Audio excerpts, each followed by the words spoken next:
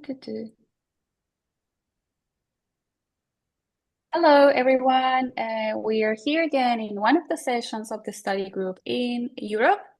So today we have more participants, and our co-host Daniel will be on the background. Me and your other hosting with, of course, Gabriel. We are super happy to have another session. And now I will just say, like, Gabriel, the stage is all yours. And yeah, we are going to have a Q&A session, like a Q&A spot after Gabriel explain what could happen or what will happen along this session. So if you want to ask questions, always wait a little bit till the end. Otherwise, just try to reach again your hands or reactions and we can just talk about it. So welcome and hello everyone and hello Gabriel.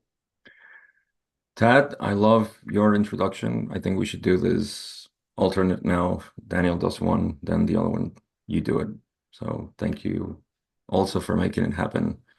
As far as the recordings go, I don't think many know that you are also part of this uh, creating this space for everybody to join freely. So for anybody who is watching this recording, realize that this is free. It's open for anybody that just wants to join on Thursdays, 7 p.m. Central. No, what is it? Is it 7 Central p.m. European time? I Yes. forget the time zone there.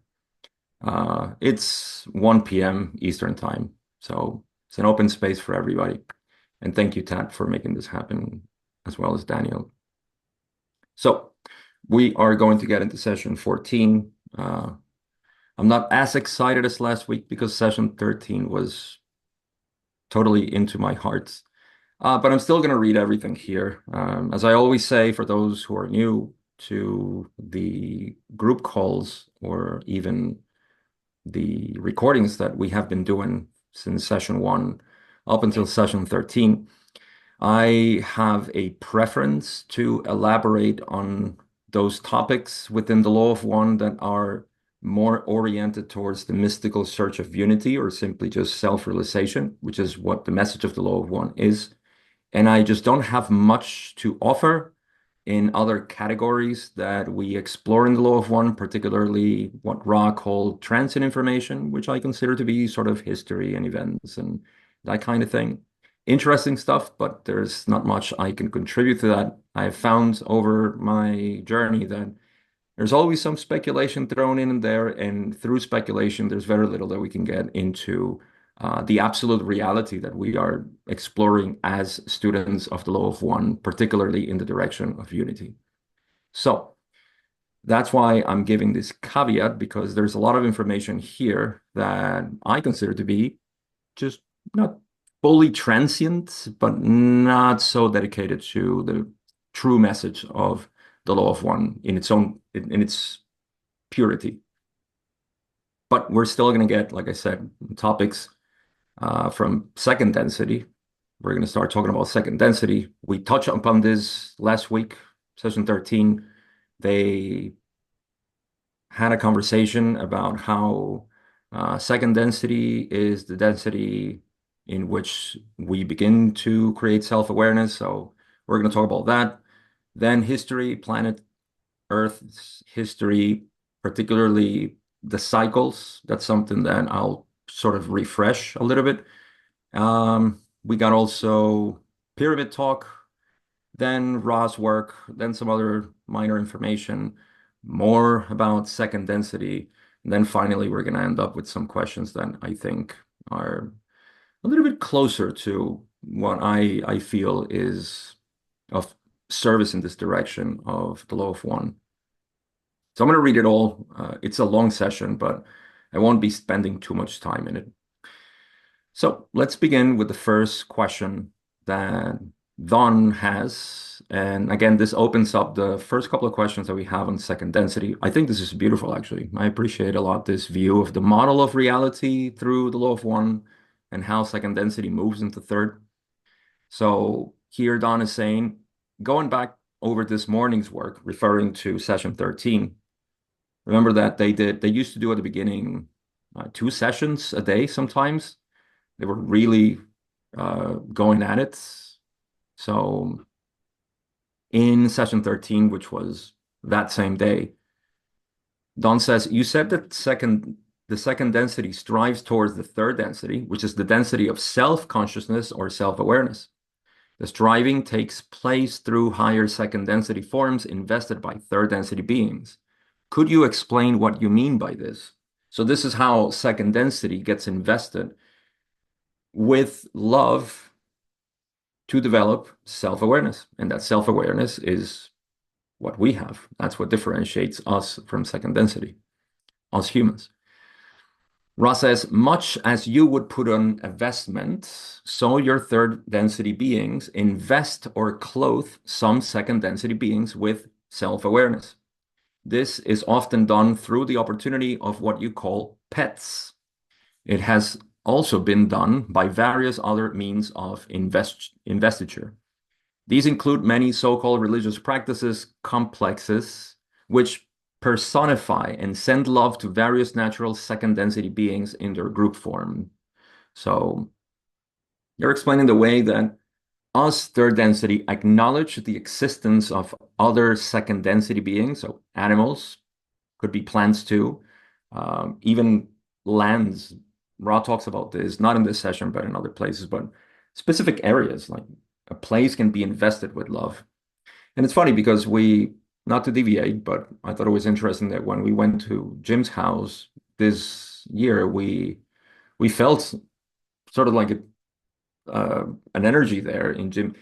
And I say this because Jim McCarthy, I'm talking about, he has invested so much love in that backyard that he has. I mean, the whole landscape there is just so beautifully invested. So I feel that that's also second density being invested with self-awareness. But I deviate a little bit. So yeah, this is Ra talking about this.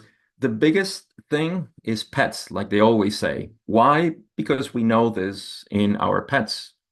They begin to create their own personalities. In fact, their personalities is a side effect of them becoming aware that they exist, as opposed to being out in nature, which they don't get to reflect so much in their existence. They remain mostly as a pack or as individuals, part of nature, etc. So this is something that I always find fascinating. Um, in the second question, Don says, when this Earth was second density, how did the second density beings on this Earth become so invested? So remember, this question goes back to before humans, because we humans invest second density with self-awareness. How about when there were no humans? How did second density become self-aware? That's his question. Ross says, there was not this type of investment as spoken, but the simple third density investment, which is the line of spiraling light calling distortion upward from density to density. The process takes longer when there is no investment made by incarnate third density beings. In other words, no, there was no humans, so there wasn't a possibility for direct investment in them. But the actual desire to grow, move and grow, which is the movement of second density, which just by natural seeking, even though it takes billions of years to develop, eventually arises or reaches the point of some sort of self-awareness. And all higher density forms in second density exhibit this. It is my opinion and my speculation that these higher density forms are mostly mammals, as opposed to perhaps insects. Um, it's just an oversimplified view, but mammals do exhibit a lot more of a behavior that is, we say like, oh, they're a little bit more human than other animals or species. Third question, Don says, then what was the second density form? What did it look like that became Earthman in the third density? What did he look like in the second density? Um, I know that Don was asking, how did our ancestors look? We do know the answer here, and Ra talks about this. I think we already spoke about this in other sessions. In the future, we may also touch upon it. It's still the primate. It's still the body that we have 75,000, 100,000, 200,000 years ago evolving. But Ra gives a different answer here, or a different angle or part of the answer, because we're talking about how it was influenced. And Ra says the difference between second and third density bodily forms would, in many cases, have been more like one to the other. Basically saying, if the body that you have came from a specific species, then it would look very much like it in normal circumstances. But Earth is not normal in that sense. We know about this because we talked about the transfer of Mars. Um, so Ra says here, in the case of your planetary sphere, the process was interrupted by those incarnated here from the planetary sphere you call Mars.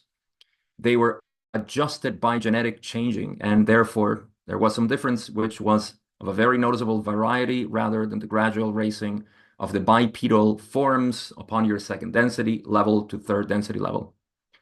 This has nothing to do with the so-called placement of the soul.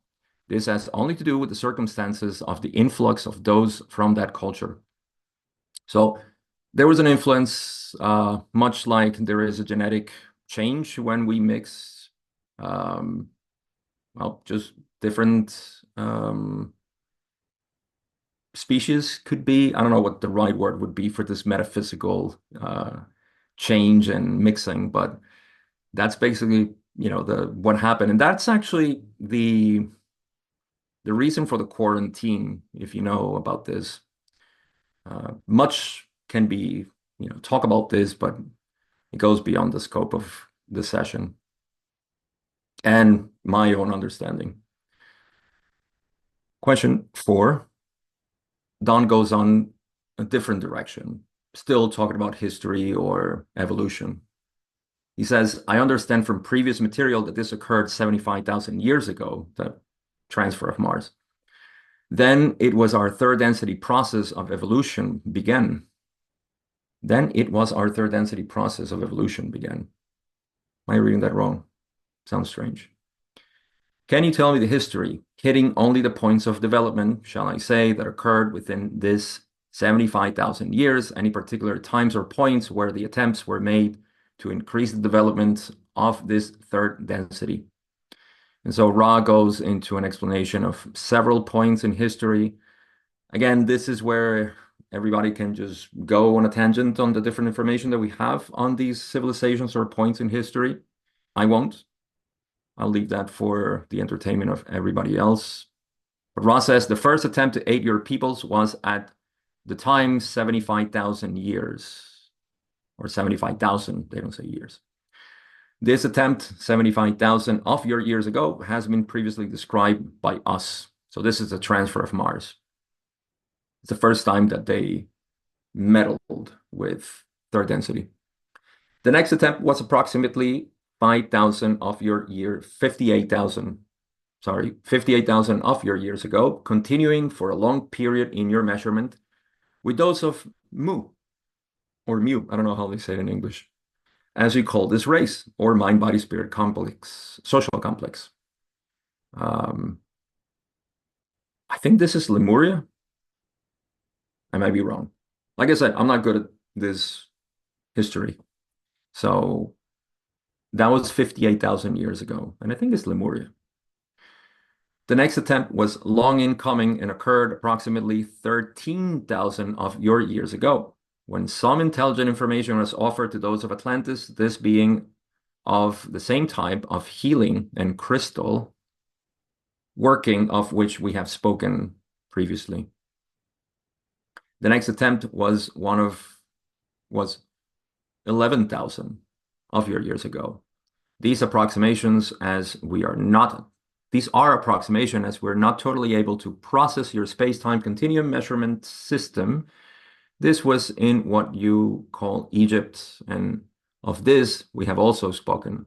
So this is their intervention in Egypt, not when they built the pyramids, of course.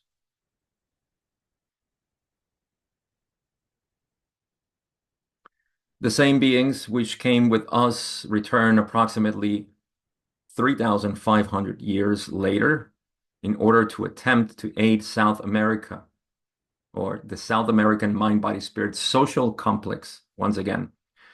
However, the pyramids of those so-called cities were not to be used in the appropriate fashion. Therefore, this was not pursued further. This is the intervention in South America. Interesting that they call mind, body, spirit social complex a culture or tradition, especially when they were so isolated in the past. They had, I suppose, their own social structure, and yeah, it was like an island of cultures. Now it's all different, of course, with globalization. Um,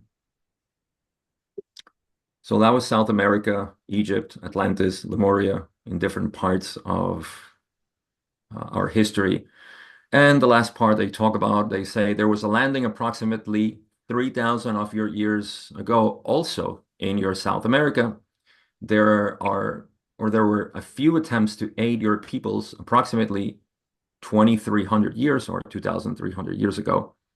This in the area of Egypt. The remaining part of the cycle, we have never been gone. The remaining part of the cycle, we have never been gone from your fifth dimension and have been working in this last minor cycle to prepare for harvest. So that's a brief summary of their interventions. South America, Egypt, and other continents or places that do not exist anymore. So Don is going to go some questions about these little points that they talked about. And again, I'll be running through these questions if you guys want to talk about this at any point or at the end. As I said in the group chat, up to you, whichever you want to talk about. Question 5, Don says, was the Egyptian visit of 11,000 years ago the only one where you actually walked on Earth or the Earth? Ra says, I understand your question, distorted in the direction of selves rather than other selves. We of the vibratory sound complex, Ra, have walked among you only at that time. I'm thinking that here, their correction or their distinction is to say, you're talking about when we walked as ourselves rather than other selves. It feels to me, because this is the time where they sort of manifested, according to them, the first and last time they manifested here. And then they said, okay, nope, they're not ready. We'll just go. The other type of manifestation as other selves would be, I think, as wanderers, which they still have, obviously. Wanderers here from the social memory complex Ra are considered to be walking on Earth, aren't they? So that's the distinction I think they make there.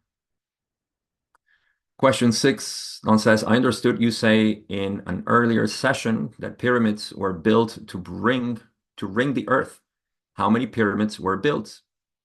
Ra says there are 6 balancing pyramids and 5, 2, or 52 others built for additional healing and initiatory work among your mind, body, spirit, mind, body, spirit social complexes. Again, not social memory complex, but social complexes. What is a balancing pyramid, says Don in question 7. Ra says, imagine, if you will, the many force fields of the Earth in their geometrically precise web. Energies stream into the Earth planes, as you call them, from magnetically determined points. Due to growing thought form distortions in understanding of the law of one, the planet itself was seen to have the potential for imbalance. The balancing pyramidal structures were charged with crystals, which drew the appropriate balance from the energy forces streaming into the various geometrically centers of electromagnetic energy, which surround and shape the planetary sphere. So here's a big chunk of information for those who want to study this metaphysically. My mind does not delve into that. Don asks, let me take a synopsis and you tell me if I'm correct. All these visits from the last 75,000 years were for the purpose of giving to the people of Earth an understanding of the law of one, in this way allow them to progress upward through the fourth, fifth, sixth densities. This was to be a service to Earth. The pyramids were used also in giving the law of one in their own way. The balancing pyramids, I'm not quite sure of. Am I right so far? This is an important question for me just to put in context the work that the Confederation has done on planet Earth. But just to read what Ra says, of course, they say, you are correct to the limits of the precision allowed by language. In other words, yes, you're right as far as everything you say, but obviously it's a little bit more nuanced. So we're going to carry this question for the almost the end when there's some mention about their intervention here, and I'll remember it just so you know. But in essence, Don is asking here, okay, so what you're telling me is that all these interventions were here, or you didn't, everybody has done it, for the purpose of aiding the experience of third density here to move efficiently towards fourth density. So in a way, this shows that everything that any entity in service to others does, as opposed to some interpretations that they say, oh, Ra, they messed it up. Oh, they tinker with their DNA and, all these complaints. Everything that is done in the service of the one, of moving towards the one with higher efficiency.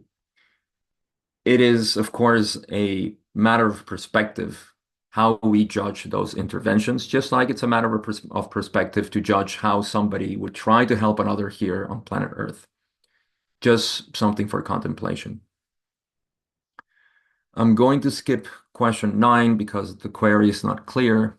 And Don rephrases and says, does the balancing pyramid refer to the balancing of the individual who is initiated in the pyramid, or does it refer to the physical balancing of the Earth on its axis in space? So is it balancing the Earth or is it balancing the individual? Ross says the balancing pyramidal structures could be and were used for individual initiation. However, the use of these pyramids was also designed for the balancing of the planetary energy web. The other pyramids are not placed properly for Earth healing, but for healing of mind-body-spirit complexes. It came to our attention that your density was distorted towards what is called, by our distortion understanding of third density, a premature aging process. In other words, we noticed that you were aging quite fast. We were attempting to aid in giving the mind-body-spirit complexes of third density on your planetary sphere more of a time-space continuum in one incarnation pattern in order to have fuller opportunity to learn, teach the laws or ways of the primal distortion of the law of one, which is love. So for density work. The pyramids have served a function of, in essence, awakening people. And from awakening people, the desire, the side effect desire, which didn't work as they expected, that those initiated and awakened from the feeling of separation, from the belief in separation, that they could aid other people. However, we monkeys like to create hierarchies, and we love to create systems of control. So that's what we did. We don't care what you want, Ra. We do our own thing, and it's okay. But that was their attempt. That was the purpose of the pyramids. We are on question 11. Is that right? Yes. So question 11, Don says, I will make this statement. You can tell me if I'm correct. The way I understand it, the balancing pyramids were to do what we call increase the lifespan of entities here so that they would gain more wisdom of the law of one while in the physical at one time. Is this correct? Ra says this is correct. However, the pyramids not called by us by the vibrational sound complex balancing pyramids. In other words, we don't call them balancing pyramids, but they were numerous or more numerous and were used exclusively for the above purpose and to teach learning of healers to charge and enable these processes. So precisely what I just said before. They wanted to create structures that could aid those who sought in the direction of the mystical path to be able to be initiated, healed, awakened, and then help others.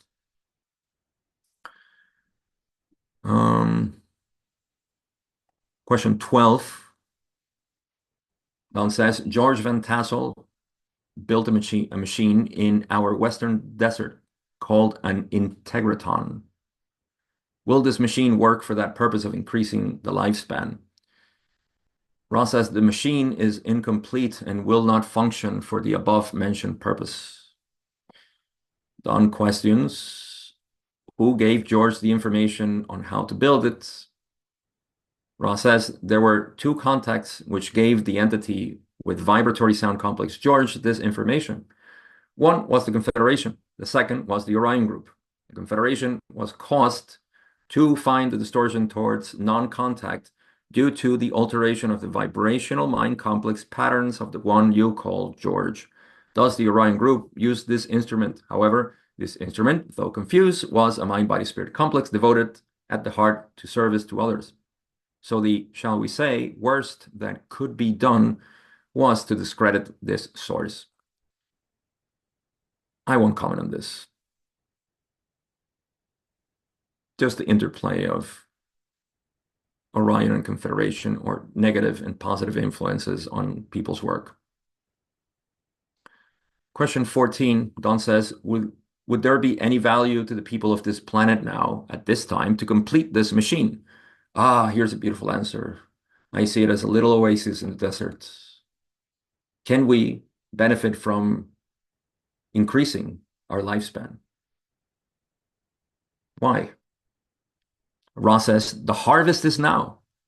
There is not at this time any reason to include efforts along these distortions towards longevity, but rather to encourage distortions towards seeking the heart of self. For this, which resides clearly in the violet ray energy field, will determine the harvesting of each mind-body-spirit complex. All efforts for all seekers should be placed into seeking the heart of self. These are the little snippets that I find throughout the Law of One that I like to put together. And if you read them all, you keep seeing the same direction of encouragement. Seek yourself. Disciplines of the personality. Oh, I can go on a tangent here, but let's honor question 14 or session 14. We're going to explore now a little bit of the cycle, major, is it major cycle? Can somebody correct me on that? Is it major, great cycle? Great cycle is 75,000, right? Josh, I see you fast with the keyboard. Is it great Yeah, I'm cycles? trying to find the unmute button. So master cycle is 75, major cycle is 25 for third density. That's it. It's because they both start with M. My mind gets confused. So thank you, Josh. I knew you were going to get me out of this. So question 15, Don says, going back to the start of this 75,000 year period or master cycle, there was the harvesting 25,000 years after the start, so major cycle, which would make it 50,000 years ago. I hope you're following this. So 75,000 years ago, 25,000 years after those 75,000 years, it was 50,000 years ago. Yes, that was the first harvest. Don says, can you tell me how many were harvested from our planet at that time? Ross says, the harvest was none. Nobody harvested. So remember, 75,000 years ago, we started. 50,000 years ago was the first harvest. Nothing. Don says, there was no harvest. What about 25,000 years ago? So this is the second harvest, right? The second major cycle of the master cycle. Was there a harvest then? Ross says a harvest that began taking place in the latter portion as you measure time space of the second cycle, second major cycle, with individuals finding the gateway to intelligent infinity. The harvest of that time, though extremely small, were those entities of extreme distortion towards service to the entities which now were to repeat the major cycle. These entities therefore remain in third density, although they could at any moment present nexus leave this density through use of intelligent infinity. So the few that were graduated 25,000 years ago just decided to return and be of service to the rest of the planet. I think these are called the elders in the law of one model.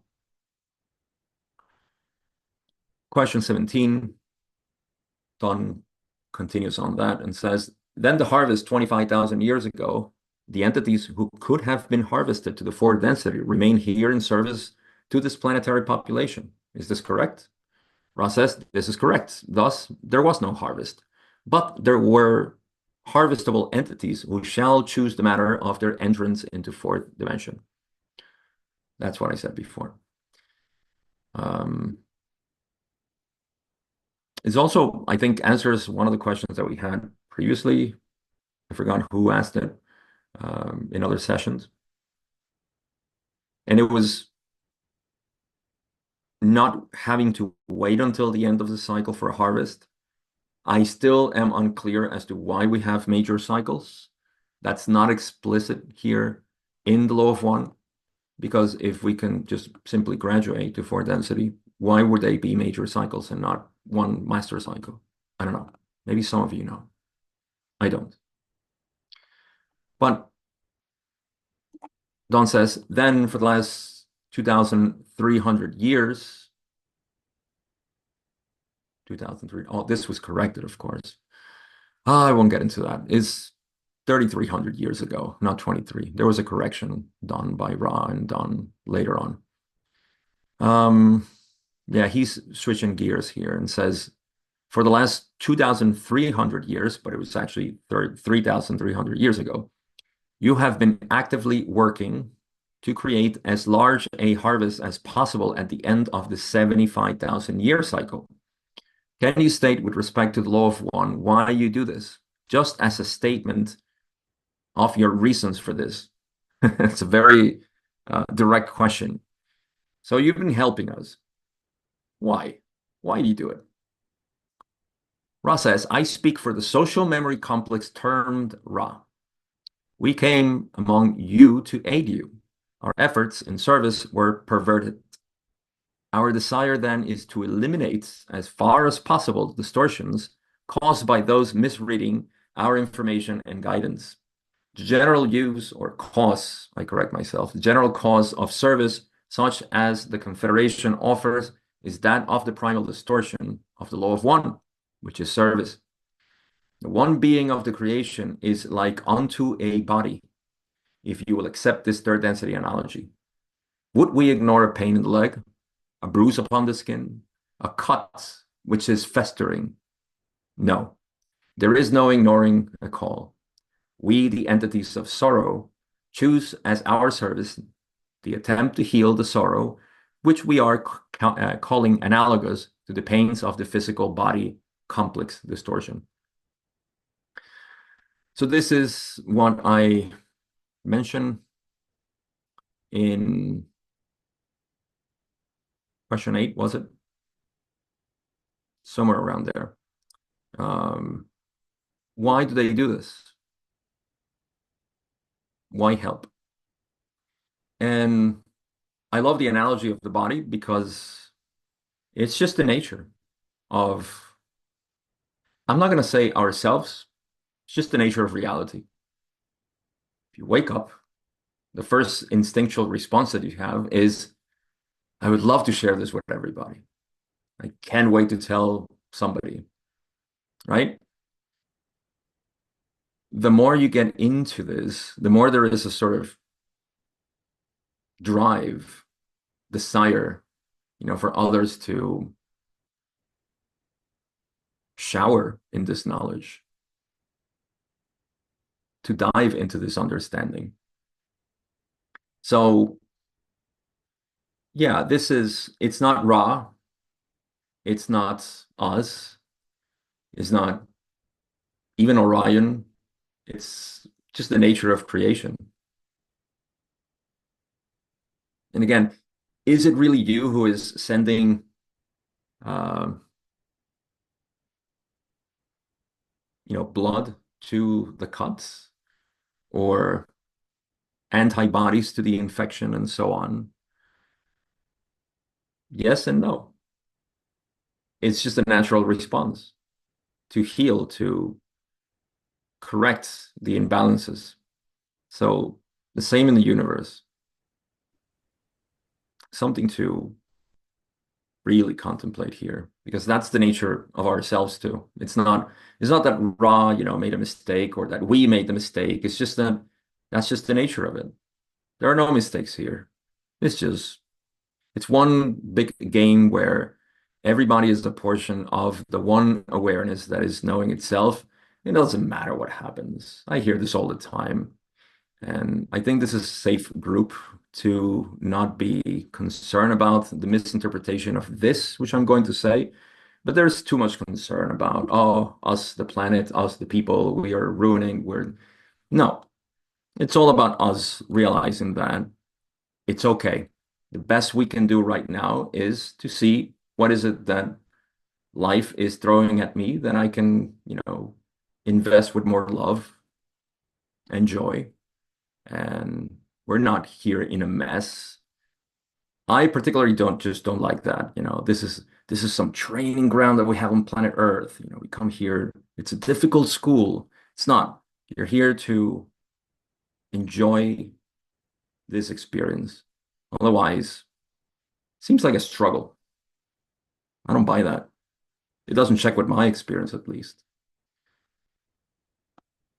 Anyhow, before I sidetrack, question 19, Don says, at what density level is Ra? We know this one. Ra says, I am 6 density with a strong seeking towards 7 density. The harvest for us will be in only approximately 2.5 million of your years. And it is our desire to be ready for harvest as it approaches in our space-time continuum. So we know Ra is 6 density, they're being harvested to 7 density. We're going to talk more about this. Question 20, Don says, are you ready yourselves for harvest through the best service you can provide? Is this correct?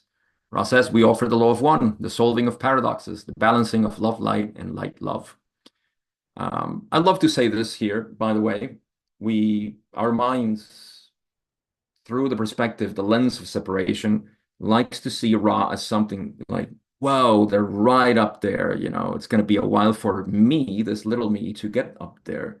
And this is a view that will never end. It will never reach anything. Ra is a resource of, just like anybody else, is a resource of the one creator. And the reason we so love Ra is because they reside, or that experience of the creator in 6th density, from their own distortions, as they say, conveys a message that we analogously with our third eye chakra, indigo ray, resonate and say, I see what they mean. But you only see what they mean because you are already that. So there is no you that will go to 6th density. There is just the one creation, and there is the self who is remembering. I know this sounds a little twisted and it's kind of difficult to put into perspective, but if you have any questions about this or just like to expand on it, when we finish, we can go into that. I just love to dismantle the idea that, we as an individual, the soul is progressing. The soul is simply an experience. The creator, what you fully are, is not progressing anywhere, is the experience that is cycling, that is moving. But don't identify with experience. That's the cause of confusion for the spiritual seeker. Don says, how long is one of your cycles? And just to summarize all this, it's 75 million years. So third density, 75,000. Fourth density, I think, is 25. I think it goes like that, 25, then 50 or 60 or 30 million years, actually, is fourth density, then 50 or 60 million. I'm going to say 50, fifth density, then 75 million for sixth density. Don says, in your service in giving the law of one, did you work with any other planets than Earth? And Ross says, no, we only work with planet Earth. 24, Don says, you stated that you were called by 352,000 Earth entities. Does this mean that this number is the number who will understand and accept the law of one? Am I correct? So this is to do with the calling that they mention. I forget which session at this point, but they already talked about this. And that's why they're able to provide their service, because there is a subconscious calling, mostly subconscious calling, because a lot of people, obviously, especially in 1981, they had no idea about Ra or anything. But there is a subconscious, obvious, more a deeper desire that is not available to the conscious mind that is obviously linked to Ra and their service of sixth density. In other words, seekers of the mystical. Ross says, we cannot estimate the correctness of your statement, for those who call are not in every case able to understand the answer to their calling. See, subconsciously.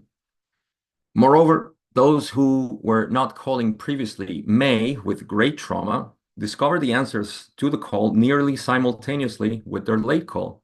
So even those who were not interested, hey, that would be me. For 20 years or so, I was a skeptic, atheist, and spirituality. No, I don't want to hear about that. So I was one of those. And then with great trauma, that's not me. I didn't have a great trauma. But they discovered the answers to the call nearly simultaneously with their late call. There is no time space in call. Therefore, we cannot estimate the number of your mind, body, spirit complexes, which will, in your space-time continuum, distortion, hear, and understand. So I think this answers the question, which is a little bit too strict, where Don says that only these 350,000 people are calling subconsciously or not, right? And they're the ones that are going to accept and understand the law of one. And Ross says, no, a lot of people are just not even aware that they want to do this calling. So at some point they may, and that's why we cannot say that. Even somebody who has never been exposed to anything and just suddenly has a flash, an insight, Satori, whatever, this can happen. Why? Because they're not separate. They are the one creator. So anybody at any moment can just have this flash. And it's not that they, the separate being, is calling, is that within themselves something has woken up that is naturally calling, just like the universe healing itself. Question 25. Don says, how do you perform your normal service? How have you normally given the law of one over the last 2,300 years, which again we know is 33 or 3,300 years ago? How have you normally given this to Earth people? Ross says, we have used channels such as this one, but in most cases, the channels feel inspired by dreams and visions without being aware consciously of our identity or existence. This particular group has been accentuatedly trained to recognize such contact. This makes this group able to be aware of a focal or vibrational source of information. So this is a sort of short description as to how Ra offers their service. For the vast majority of us or anybody who is seeking, they do it through dreams and visions, meditation, just on that level. Those who are able and willing and or willing to move in that direction of seeking the law of one. And again, I'll emphasize that the law of one is not something that Ra possesses. They are messengers of the law of one. So even if they're not aware of what the law of one is, could be any mystical tradition really, or no mystical tradition, just becoming aware of the sense of unity. They will be seeking and finding from Ra and I suppose other social memory complexes of sixth density. I don't see why it would be limited to Ra, but that I don't know. And then they say, of course, that their group, Don, Carla, and Jim, they just had a very particular arrangement of their harmonious vibration. And so they were able to communicate and contact them in this fashion. Question 26. Don says, when you contact the entities in their dreams and otherwise, these entities, I assume, have to be first seeking in the direction of the law of one. Is this correct? Of course it is.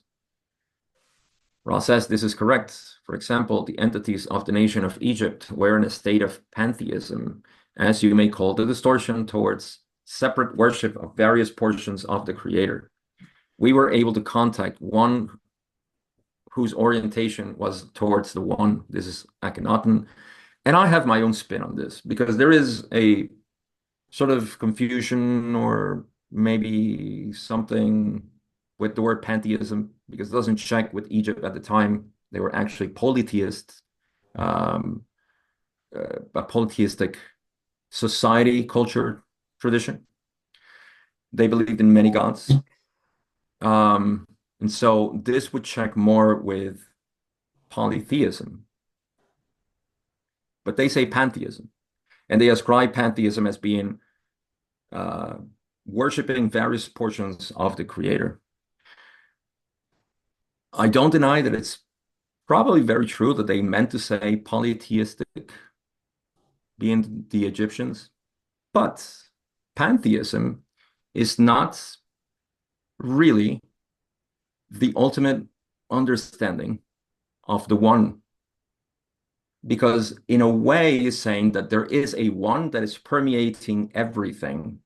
That, as poetical as it sounds, as beautiful, as accurate, is not fully true.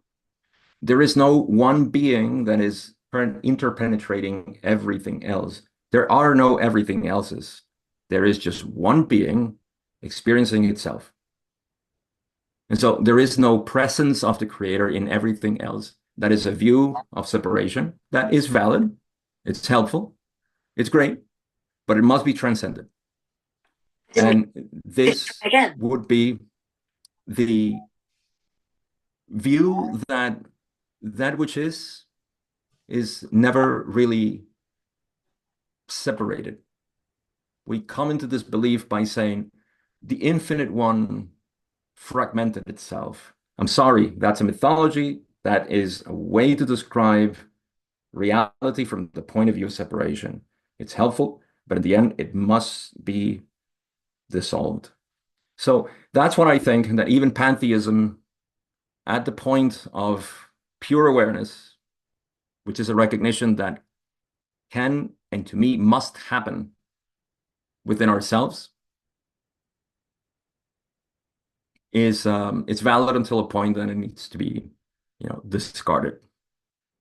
There is no one God, and then me. There is just this. This is God. God is everything, but language gets in the way. So that's just my spin on it. Again, they could have made it just made the mistake and say, pantheism, when they should have said polytheistic society or whatnot. But I hope that makes sense. Question 27. We're getting close to the end here.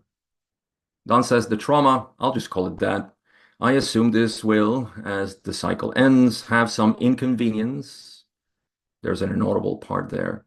There will be some entities who start seeking or get catalyzed, you might say, into seeking because of the trauma, and will then maybe hear your words through possible telepathy or written material, such as we will publish as this book. Ross says, you are correct, except in understanding that the inconveniences have begun. So these inconveniences are just a shift into fourth density and the direction, which Ra actually described something beautiful at some point. I think it was session 40 something or higher 30s, that our society in 1981, and I bet it hasn't changed much, although it has changed, it has evolved. But they explained that if you look at third density being in the yellow ray, the awareness of being, instead of moving or looking towards fourth density in progression, they are looking back into orange ray. And that's reflected in our society as the consciousness of me, myself, and I. What is in it for me? See? So that's the sort of inconveniences that are happening. It's almost embedded in our culture that, well, we're here competitively. So first you, right? Those are the inconveniences, at least part of it. Question 28. And now we're going to get into, all right, this will basically finish our session. I don't have much to say on these ones. Don says, can you tell me who was responsible for transmitting the book OSP? Ross says, this was transmitted by one of Confederation Social Memory Complex Status, whose idea, as offered to the Council, was to use some of the known physical history of the so-called religions or religious distortions of your cycle in order to veil and partially unveil aspects of primal distortions of the law of one. All names can be taken to be created by or for their vibrational characteristics. The information buried within has to do with a deeper understanding of love and light and the attempts of infinite intelligence through many messengers to learn those entities of your sphere.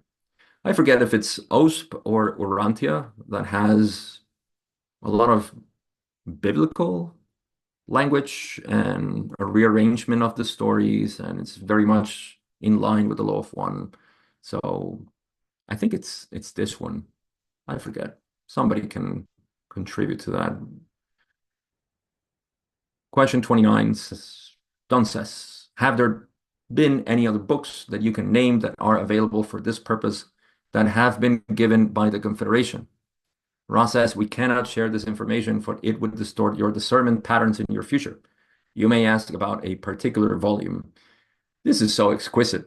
You know, we're not going to tell you because I know that once we say it, you're going to give it more importance than something else. That's your discernment. Don asks about the Orantia book, which he did not read. And Ross says, this was given by a series of discarnate entities of your own earth planes, the so-called inner planes. This material is not passed by the council, whatever that means. Don asks about Edgar Casey, who spoke through Edgar Casey. Ross says, no entity spoke through Edgar Casey. So Don says, where did the information come from that Edgar Casey channel? And Ross says, we have explained before that the intelligent infinity is brought into intelligent energy from 8 density or the octave.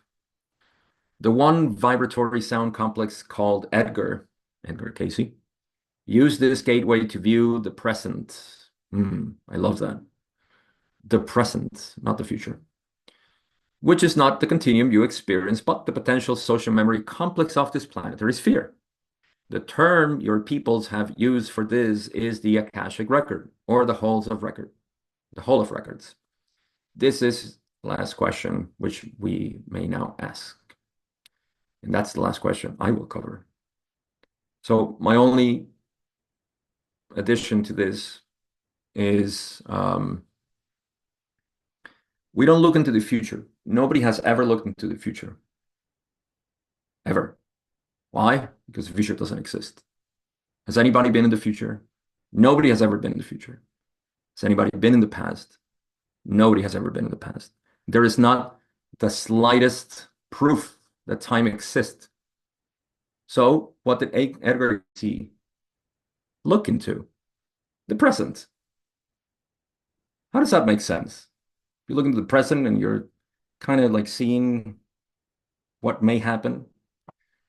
I love to give the example that if I am a very methodical man and I drink tea every morning at 7, you only have to look into the patterns of my mind, which is veiled to our normal consciousness. But if you were to be able to see my subconscious and my patterns, very likely you could say that man will drink tea tomorrow at 7. It's a very simplistic example, but the same way this information is contained within the possibility probability vortices that Ross has, then you're able to see that would be a very likely scenario to happen. And this is not happening, of course, at the level of the conscious mind. It's something deeper. There's a sort of intermingling that is happening within all our minds. This conspiracy of humans to do things that to our conscious mind seems like, oh, we didn't expect that. Yes, we did. We just weren't aware of it because all minds are connected. So, yeah, I wanted to share that. Edgar Cayce used this gateway to view the present. Oh, that's beautiful. I love it. Which is not the continuum view experience, but the potential social memory complex of this planetary sphere. So what we are able to become due to our tendencies. And yeah, work can be done at that state, I would say. And Edgar Cayce did. So that's my coverage of this session. It's all over the place, I feel. It doesn't have one specific topic, but that's all I have to offer.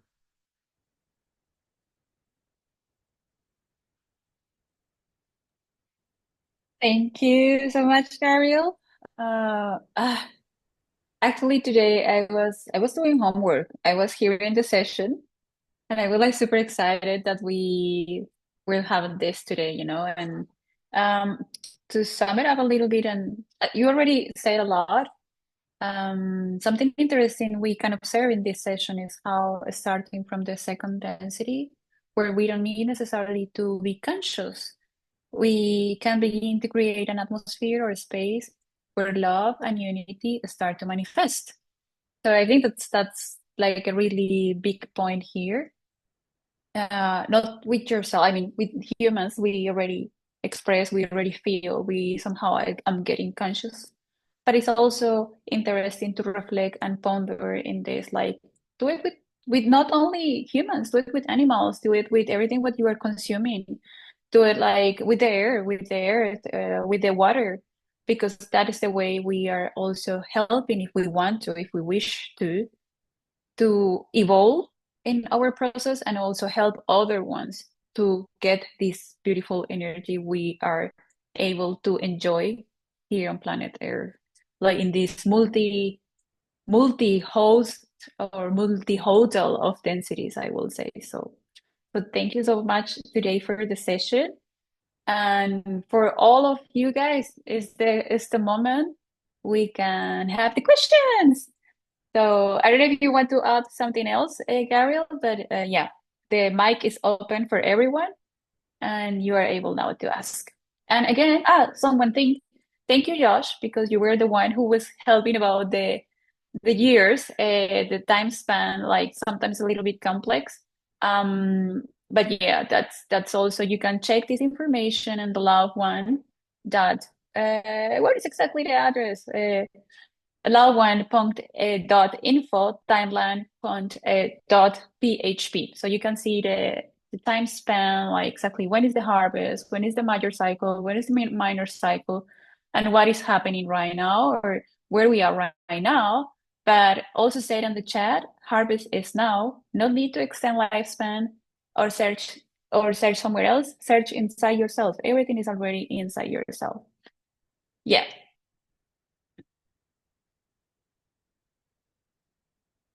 So I'm seeing some hand rising, like Lucas. Go ahead. Yeah, okay. I just had a thought when you were reading the session, and you said that consciousness is always spiraling upwards, and I was wondering if second density entities could be like stuck in a sense in second density by not becoming self-aware. Do you think that is possible? Yeah, it's a beautiful question. Thank you, Lucas. Thanks for reading the session. That's really good. Sure. I don't think anything is actually stuck. I don't think anything could ever be stuck. I think that's our perspective as humans to judge that um, there is a more efficient way. And again, this judgment is not negative if you look at it. It's the acknowledgement that things obviously can become more efficient. Um, so even there, I would say, that the judgment of the idea that things are stuck, which is very human, is not inherently wrong. It's perceiving a truth. But nothing to me ever gets stuck because everything is in motion. All motion tends toward these or this spiraling line of light, which is the progression towards infinity. So whether this takes longer or a shorter amount of time, it's only a function of the environment that is conducive to this. The thing that is implicit in this question, concern, which comes from the heart, of course, if we can make it more efficient, why not? Yeah. The thing that is implicit here is that somehow it's beneficial that we accelerate our process. And look, even from sixth density, they see it that way. Let's help these guys, with pyramids and things like that. But in the grand scheme of things, or in the infinite scheme of things, it really doesn't matter. Why are we so in a rush to go back to infinity? Because we want to come back. We're going to come back. Like the creator keeps having novel experiences. It will never stop because it's infinite. So yeah, I don't think there is anything, absolutely anything being stuck because everything is in motion.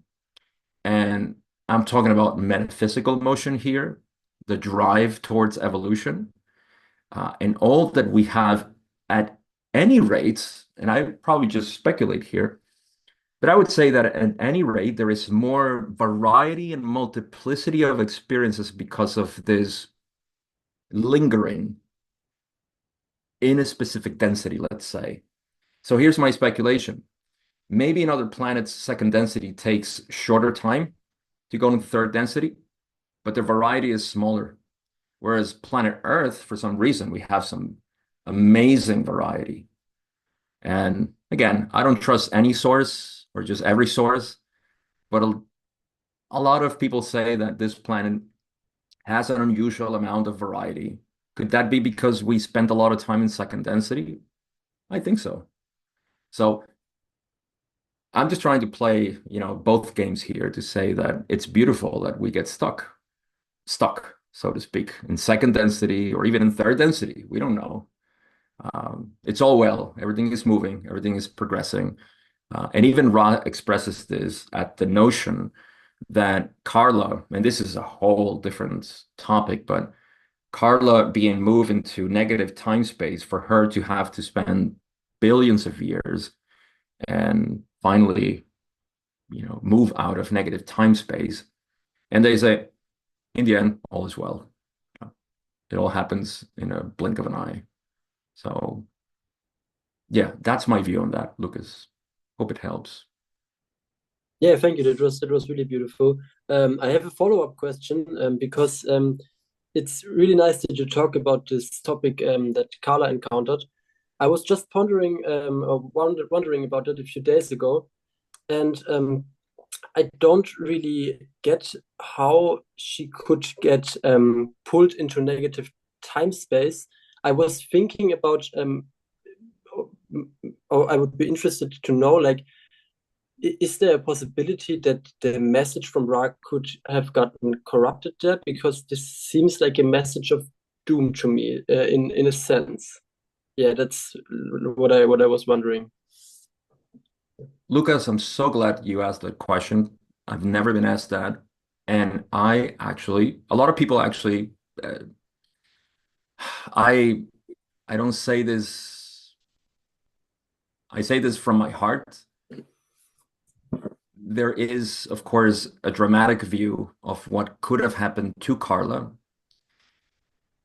I just don't, I can't see Carla. I see Carla as an expression of the one infinite and not as her and encapsulated in a mind body spirit complex. That to me is just a window through which the one creator sees itself, regardless of where it sees itself, negative, positive, time, space. It's okay. But I like your question because I've also considered the same thing. I've also considered that this could have been, in some way, something that was, and I know I don't want to step on anybody's toes because I know there's a very sensitive topic here, but yeah, I think that might have been that could be a possibility. I have seriously considered that because of the message of doom and fear that creates and everything else. So I'm grateful that you mentioned that.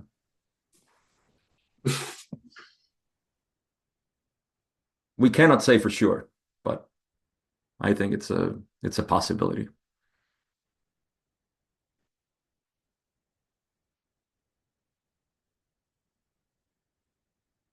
You are muted, Ted. Ay, but you can read lips. Uh, someone else has any other questions that you want to share here? Like, I don't know, I haven't seen the chat, but there is actually not really much. Explicit.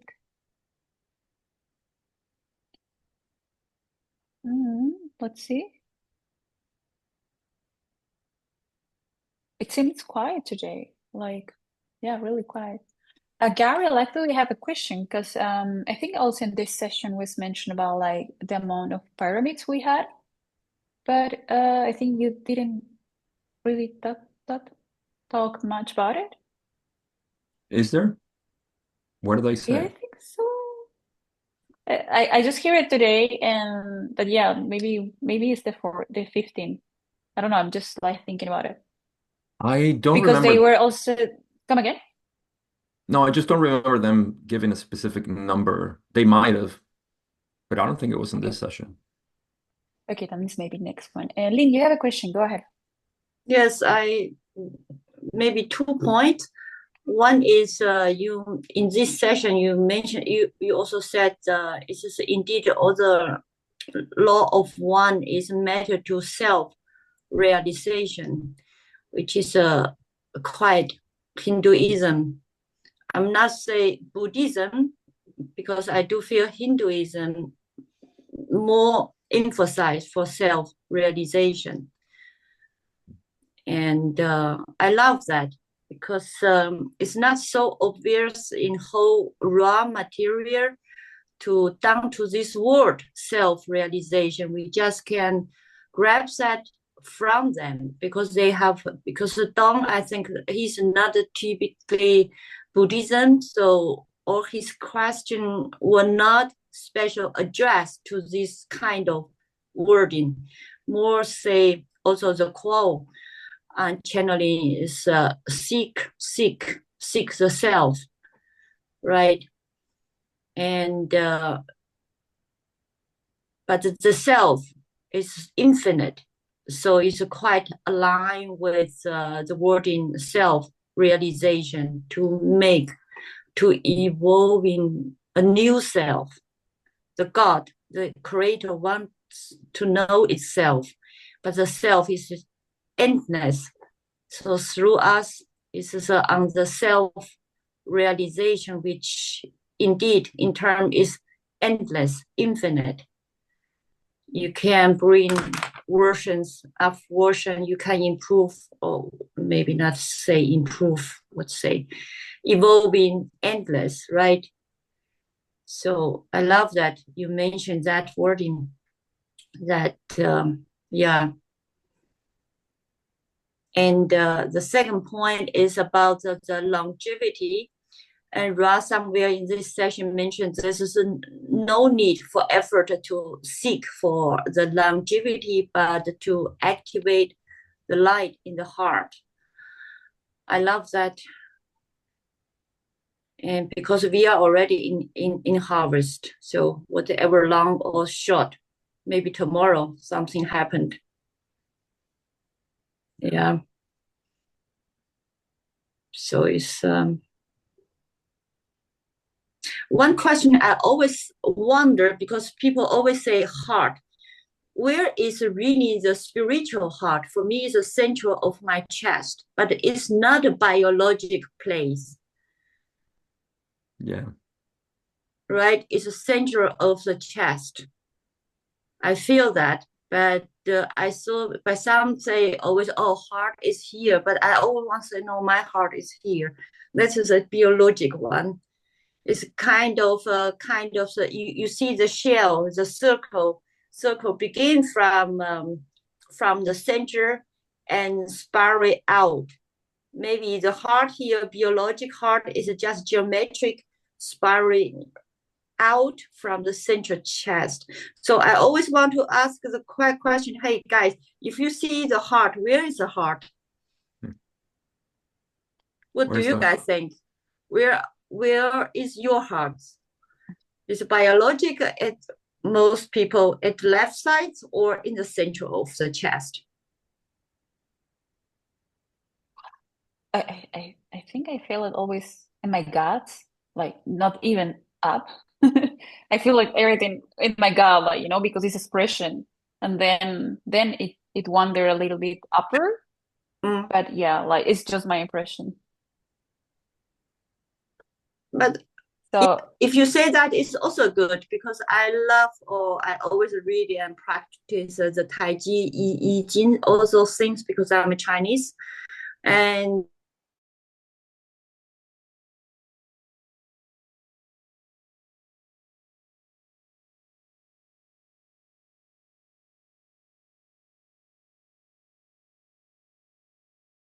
the third eye. So the Chinese always say first, everything you need to, your mind hold on your dantian, which means the lower dantian, you know. If you hold that, so you should have no thought. You should feel emptiness during the meditation.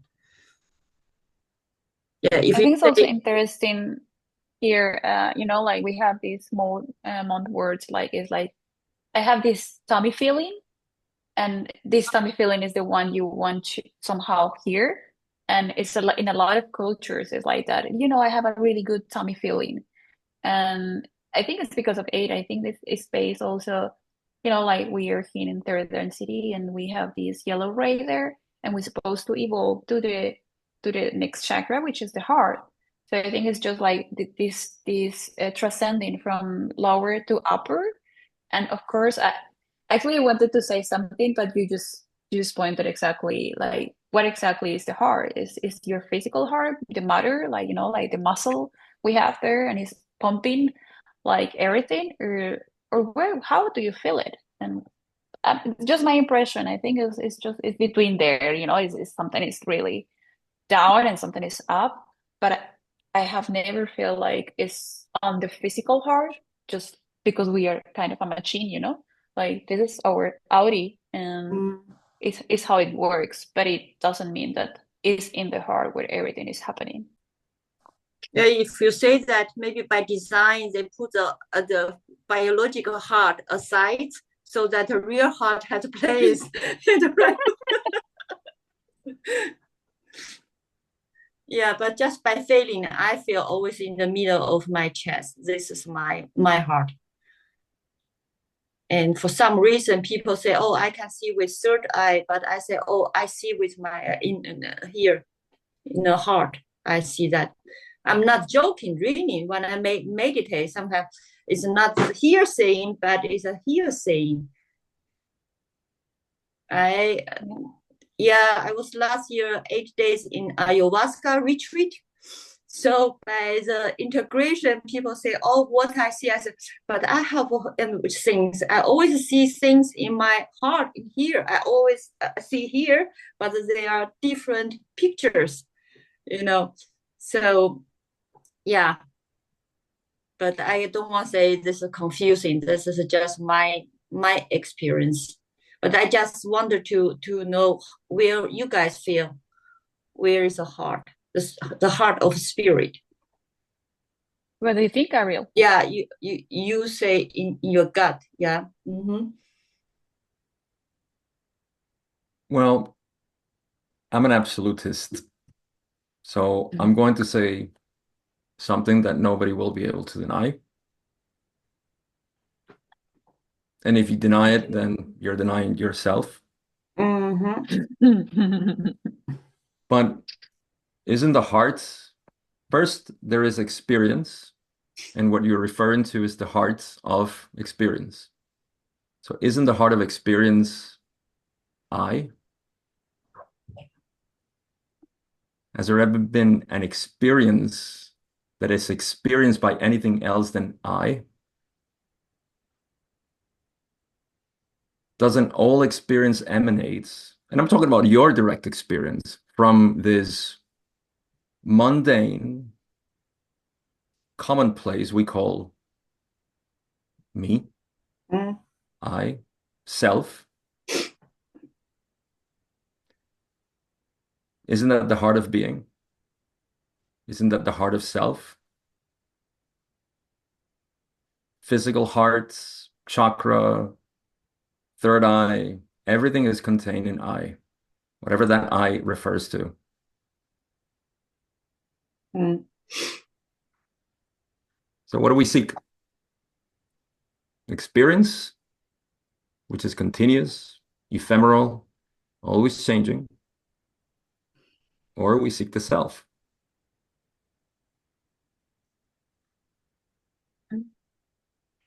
We seek the I. And I would say this. Because sometimes I feel the I doesn't know who I am.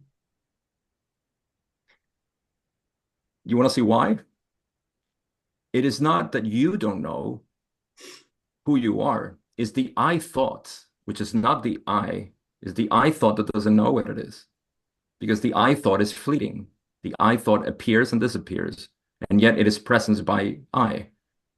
The I that Ramana Maharshi talked about. Mm-hmm. The I thought is just a momentary lapse in the self. That's the one that says, hold on, I'm not sure who I am. Why? Because I am based on continuous experience. Every time I look at myself, I feel different.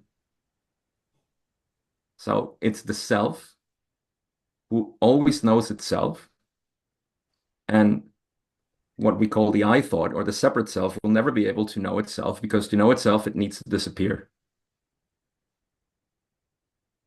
This sounds paradoxical, but remember, the law of one is here to break all paradoxes, and it does.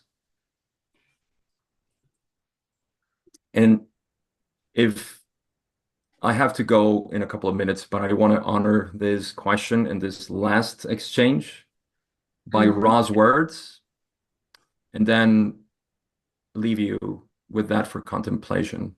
How does that sound? That sounds great. Actually, I wanted to go to the closing because of time. Like literally, we are almost finishing the 30 minutes, the 1.5, 30 minutes. So yeah, Gabriel, go ahead. Lynn, we can for sure like continue the discussion or like the asking Yeah, we can longer when we finish the recording. But since Gabriel now is the time for closing, go ahead, Gabriel, and then we can continue together if you want. Yeah, and actually, because of what I'm going to read, you'll see that next week we'll go back into this. So please, I am all for this conversation.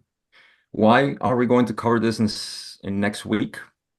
Because Don, it's funny because we're in session 14, next session is 15, but in question 14 of session 15, Don is asking precisely, the same thing. Hey, you said yesterday that we should seek the heart of self. What do you mean? And we'll explore this next week in details. But this is what they say: the understanding, experiencing, accepting, and merging of self with self and with other self, and finally with the creator, is the path to the heart of self. And again, we'll explore this a lot more next week. But there's a little other part that I want to introduce here, because Ra talks about the heart of being, which is beautiful. They say, and this is about Kundalini, by the way, or energy centers, Kundalini being the two energies, North Pole, South Pole. I won't get into the discussion. We could explore this also at its due time, but they say the inner light is that which is your heart of being. Its strength equals your strength of will to seek the light. Yeah. So the heart of being is the inner light. That's the North Pole. And what does Ra say about the North Pole? The entity is potentially a god. I would say the entity is potentially God, as long as they realize who they are. What are the disciplines of the personality? Know yourself, accept yourself, become the creator. And this is what I do and use in my teaching through the direct path, because the direct path is, first, let's resolve this idea of who you are. What do you mean when you say I? Who's this I that you ascribe all these problems and characteristics and good and bad things? Let's explore that. So the inner light is that which is your heart of being. Your heart of being is awareness. Awareness is equal to I. There's no distinction between I and awareness. I refers to everything that has experience, or every experience is contained in I. And awareness is the only thing that is aware of experience, and there is no experience without awareness. But there is awareness without experience, and that's what we call samadhi. But I'm going deviating left and right. I just wanted to share that, and that next week we're going to cover more about this heart of self in much more detail. Thank you, everybody. Okay, thank you, Gabriel. And just again for closing, and what the Gabriel said, it's about loving and it's about respecting everything that surrounds you, or at least for those who feeling in this way, regardless their personal inclination. And also, as Gabriel mentioned, and it's in the transcript of this session, we are all beautiful mixed together from different densities, sharing a wonderful experience where we simply are and exist. And that's the big thing we can do, is enjoy this existence as well from within. Ideally, it will be from our green ray, or to put it in more simply way, from our heart. So thank you so much for being in this session today. Thank you so much, Gabriel, for jumping like the 2 minutes longer today. And see you next week with the session 15, when we are going to talk a little bit more about this closing we said a minute ago.